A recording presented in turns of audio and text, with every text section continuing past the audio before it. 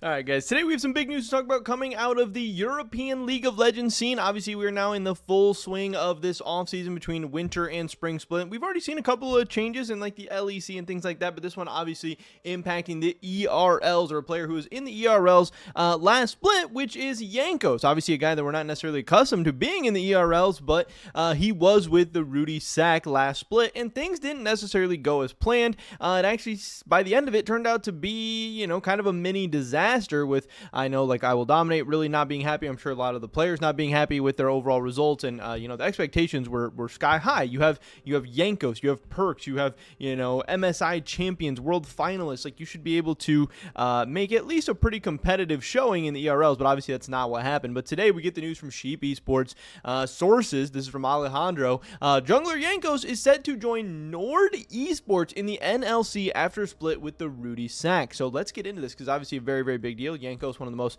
iconic and big name players in all of European League of Legends history. So Jankos is set to join Nord Esports in the NLC. Jankos will replace Santorin at Nord Esports after just one split with Ruddy Sack.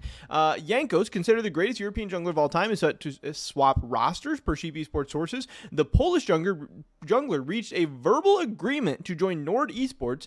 He's going to depart the Ruddy Sack after just one split with the team. Though Jankos has become competitively synonymous with the LEC over the last decade, this will be his second split in a row in the NLC. This is like the British ERLs. It's the same one that Los Ratones is in, so I'm sure if you have been following Los Ratones or their project or their the NLC at all, you are familiar with Nord. This is also the league that Jankos was playing in last split as well.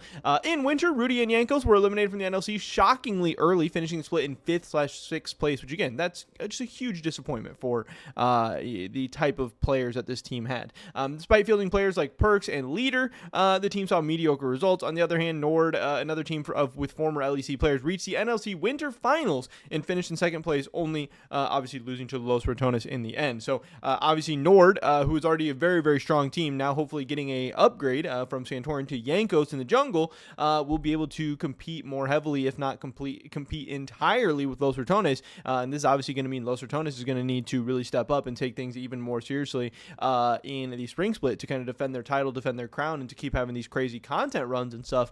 So that's going to be very, very interesting to see, but it definitely makes the NLC much more interesting, the ERL scene much more interesting going forward into the coming splits. And also, obviously, I'm sure that Jankos, depending on how things go or whatever, he wants to be on teams that are doing well. He wants to be on teams that are making deep runs so we can have more content, so we can do more streaming stuff. But he also wants to look better and show his form and stuff, so I'm sure to maybe make a return to the LEC at some point as well.